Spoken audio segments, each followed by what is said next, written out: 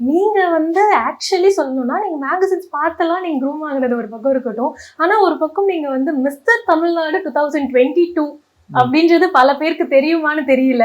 அப்படி இருந்து இப்படி ஒரு டிரான்ஸ்ஃபர்மேஷன் எப்படி நடந்தது ஆக்சுவலி? ஆக்சுவலா வந்து நான் வந்து என்னோட பிசிக் வந்து ரொம்ப லீன்.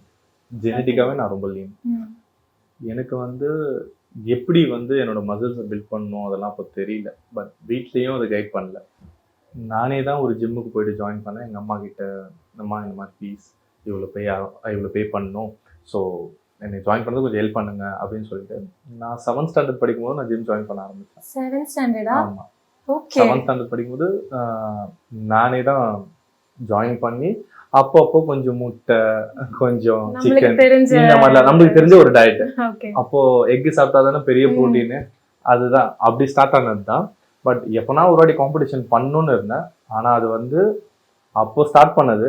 இந்த இண்டஸ்ட்ரியில வரும்போது தான் நான் அதை கம்ப்ளீட்டே பண்ணேன்.